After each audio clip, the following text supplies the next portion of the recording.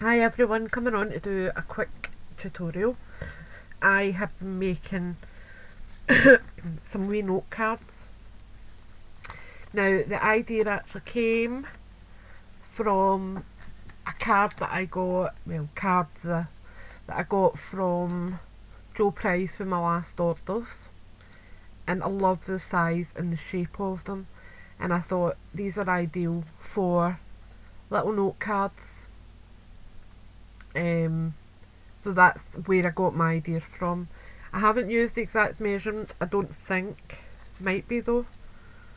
They are actually. But I promise I didn't actually measure them against Joe's. I just made them as I went along. And what I done was I cut my cardstock down to 3.5 by 4, and then I've folded it at 2 inches, and it's gave me this nice card size. I've then used my envelope punch board just to round the corners. Definitely need to get a corner tromper because it just annoys me having to pull that out every time I need it. And then I've used some stamps just to put a wee word on it. That's Have a Wonderful Day. I've put on 2 of them so far, and Best Wishes I've put on the other 3. Like that. And the paper is from Grace Taylor, and I can't remember if it's Sherbet Sky or Home Sweet Home. I think it's Sherbet Sky. The paper I have cut down to, let me see, 2 3/4 by 3 3/4, 3 1/4. No, yeah, 3 1/4. And then again rounded the bottom corner so it fits on and gives you a nice border around it. I'm just putting it down with tacky glue.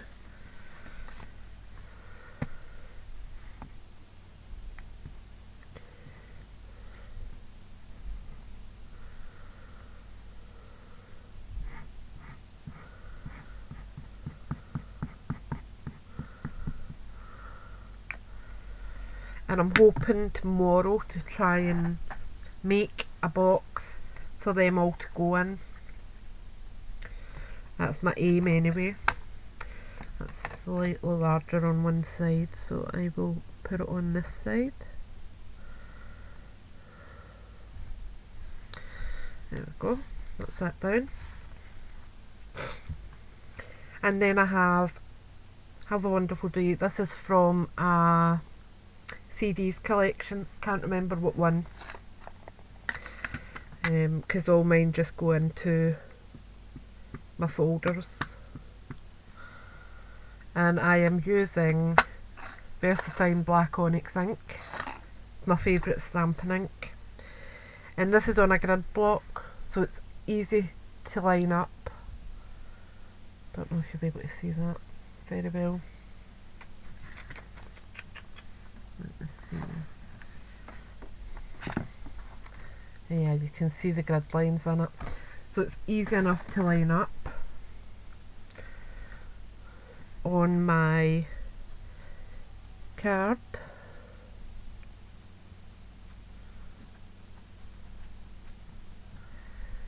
Just let the ink transfer for a minute.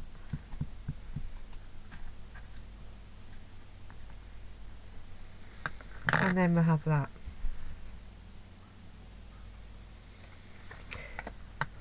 So that's my set made. Now, as I said, if this wasn't going as a set, I would stamp my sentiment on the back. But as I'm going to be making it as a set, I will put it on the box. Just for ease. But these are a few that I made today using the exact same idea, only these are thank you ones.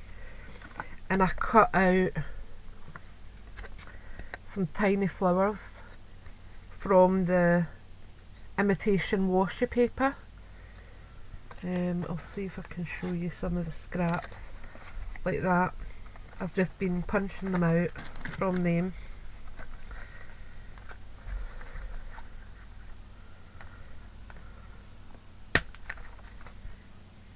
They aren't the easiest of punches to use, but I wanted something really tiny that's going to match colour wise with what I've just done.